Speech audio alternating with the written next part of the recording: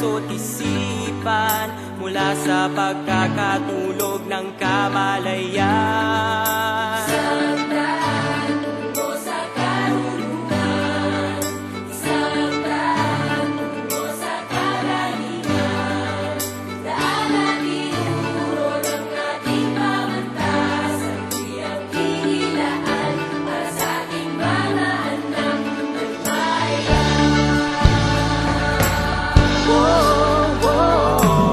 Dumating man ang hangin ng pagbabago, scholar, wag patitinag, itaas ang kamao.